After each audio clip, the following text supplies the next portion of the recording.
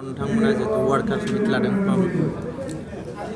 दिनैहाय बे Goreswar block कमिटिनि नेतृत्वआव youth बिएसइउ आरो वमेननि मोनसे हाबाफारि जानानै थांदों सोलिगासिनो दङ बेवहाय रोजा रोजा सुबुंफ्रा बाहागो लाफैदों आरो बेनिफ्राय जों बुजिनो हायो दिनैनि तारिखआव जोंनि बिपिएफ दोलोखौ जे मानसिफ्रा अनसायदों बिपिएफ दोलोखौनो देरहाहोनानै सरकार दाफिननो थाखाय रायजो राजाफ्रा साग्रिद जाबाय बेखौ बुंनो हायो मानो होनबा थांनाय बे 5 बोसोराव प्रमद बर'आ जेफोर बाथ्राफोरखौ बुंदोंमोन रायजो राजाफोरनिफ्राय भट लादोंमोन दिनै बिथां 1%बो साक्सेसफुल खालामना होनो हायाखिसै दिनै रायजो राजाफोरनि गांनाय उखैनायखौ दिनै सुफुंनायाव बिथाङा फेलें जाबाय दा ओंखायनो बे फेलें सरकार बेखौ दिनै रावबो अनसायला खालि इलेक्सनखौल' नेदों माब्ला जायो दा अलरेडि बुंबाय सेप्तेम्बराव जागोन तारिखनिल' बाखि दंसै दा बेवहाय जोङो दिनै बुंनो हायो बिपिएफआ हारसिङैनो सरकार दागोन जोङो एबसुलुट मेजरिटि मोनगोन दिनै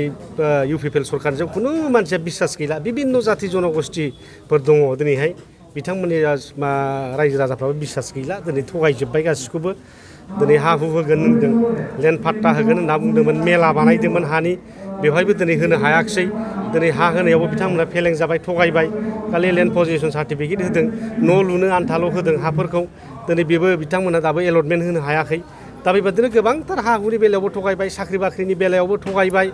दिनै टिका थुख्लिनि बेलायावबो थगायबाय बिटिआर सुक्ति इमप्लिमेन्टेसन खालामनांगौ बेयावबो दिनै थगायजाबाय दिनै जेसेबांनाखि इमप्लिमेन्ट जानांगौमोन इन्स्टिटिउसनफोर जानांगौमोन दिनै बेखौबो इन्डिया गभर्नमेन्टआ रेजेक्ट खालामबाय आरो दिनै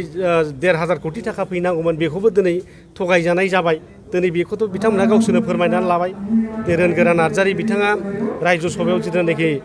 कुइसन खालामदोंमोन आनस्टार्ट बेनि एन्सारावनो नुनो हायो बिटिआर गभर्नमेन्टनिफ्राय जेबो प्रप'जाल होनो हायाखै डिमान्ड होनो हायाखै ओंखायनो बे 1,500 कोटि थाखाखौ थाइसेबो रिलिज खालामनाय जायाखै होनना बुंदों होमब्ला बिथांमोनहा खामानि मावनो रोङाखै एडमिनिस्ट्रेसननि नलेज गैया बोरै डिपिआर बानायनांगौ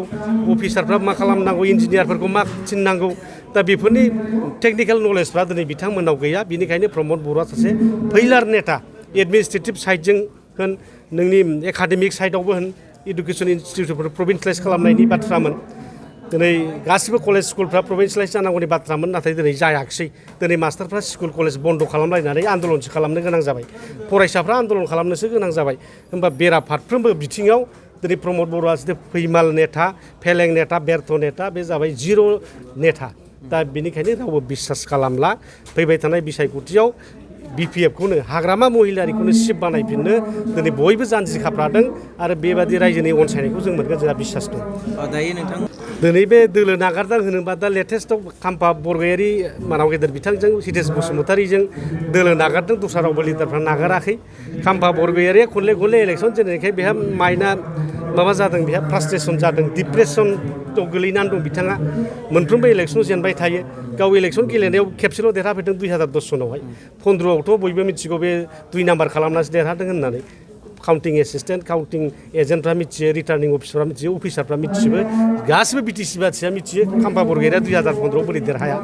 दा बे जेनफ्लेबाय थाग्रा नेता खुनु एमपि इलेक्सनाव बे एमएलए इलेक्सनाव देरहाफेरा बिनि समस्थियाव गावबो गेलेनानै जेनबाय खेबथाम जेनबाय बेनाव दिनै बे गावबो जेनबाय एमएलए गेलेनायाव आरो गावनि समस्थिखौ जेनबावबाय दाख्लै बाय इलेक्सनाव गाव जेनबावबाय बा बबे इलेक्सनाव देरहाफेरखो बेलाय दा ओंखायनो फ्रास्ट्रेसन जादों रायजो राजा बिनि सायाव बिस्तास गैला आस्था गैला ओंखायनो बिथाङा गावनो बुजिनानै जायगाखौ आन्द्रायनानै लानोसै बेबादि थांदों आरो मालाय बिपिएफआ जेबो खथि जाया आरो हितेश बसुमतारीखौथ' मिथिखागौ मोनफिनो दल सोलायखो दल बाग्रा मानसि नङा होमबा मोख्रासो बे ओरै बारस्लायबाय थागोन बेहा खुनु न' गैया मोख्रा बादि मोख्राफ्रा सानोनो बारहुंखा अखा बारबाय थाबा आंबो गाबोन न' लुनानै लानोसै बेबादि दा जै सान्दुङा दुंबाय बे बावलांबाय आरो मालाय दा बेबादिनो हितेश बसुमतारीया सासेबो गावजों लांफानो हायाखै मुसुलपुराव बरंस मुसुलपुराव बिपिएफआव हाजार मानसि हाबगासिनो दं दा बेवहायबो बुजिनो हायो एबाराव जोङो मुसुलपुरावबो मोजां रिजाल्ट खालामगोन जोङो 25टानि गाहायाव मोननाय नङा आरो बारासो मोनहैनो हागौ आरोखि दा जोङो गाहायाव 25टा लादों हायोबा जोङो 30टाबो मोनहैनो हागौ दा ओंखायनो बिपिएफ सरकार जागोन आरो बेखौ जों हाइकमान्डआ दिनै थिग खालामगोन जोंहा स्क्रुटिनि कमिटि बानायदों बे स्क्रुटिनि कमिटिफ्रा ग्राउन्ड रिपर्ट खालामनानै दिनै बेफोरखौ थिग खालामगोन डेम'क्रेसियाव बयबो बिनो हायो डेम'क्रेटिक एक्सारसाइज खालामोबा बिपिएफआवसो खालामो इउपिपिएलआव गैया प्रमद बर'आ जेखौ मोनो बे जायो खिन्थु जोंनावसो कालेक्टिभ मोनसे डिसिसन दङ आरो कालेक्टिभ डिसिसन थानायखायनो जोङो खेब्रै गोजोन बिटिसिआव इलेक्सन जाबाय खेब्रैयाव जों हंकिया गरिष्ठ मोननाय खारना बेनो कालेक्टिभ डिसिसननि थाखायसो इउपिपिएलआव कालेक्टिभ डिसिसन गैया प्रमद बर' जेखौ बुङो बेखौनो जागासिनो दं रावबो इएमफ्रा खामानि गैया गावनो हारसिं मावजोबो जेरावखि थाङा नुगोन प्रमद बर'निल' फट' नुगोन नोङो बेबादि दा जेरावबो माने डेम'क्रेटिक एक्सारसाइज जाया बिपिएफआवल' जायो टिकेट बिलाइनाय मानाय बिपिएफआवल' जायो एमपिआवबो थांनाय बाराव जों टिकेट बिहोदों बयखौबो एबारावबो एमसिएलएआवबो बिहोदों एमएलएआवबो बयखौबो बिहोगोन डेम'क्रेटिक एक्सारसाइज होनोब्ला कालेक्टिभ डिसिसन जायोबा बिपिएफआवसो जायो खिन्थु दिनै खाम्फा बरगयारिया बुंदों कालेक्टिभ डिसिसन जाया कालेक्टिभ डिसिसन जायाबा बोरैथो गभर्नमेन्ट फैबाय थाखो दिनै बिथाङा गावनि आथिङाव गाव दाननानै लानाय बेहा खुनु राजनितिक भबिसत गैला जोब्बाय खाम्फा हिसाबै बेयावनो जोब्बाय खाम्फाया बे गोदोलांबाय आरो मालाय बे खुन्थिया खाम्फा जेखौ पिलार होनो नङा होमबा बे पिलारा दिनै गोदोलांनानै बायखोन्दा नेरसोन जिहेतु डिमापुराव दङ दा नङा होमबा बेबादि खाम्फाया मोनसे समाव बिटिसि सुक्तिनि सागानगिरिमोन बिएलटिनि दैदेनगिरिमोन मोनसे समाव डिपुटिसिमोन बेल' जारिमिनाव फरायनो मोनहैसिगोन आरो मालाय दा बिनि राजनितिक भबिसतआ दिनै अन्धकार जाना थाबाय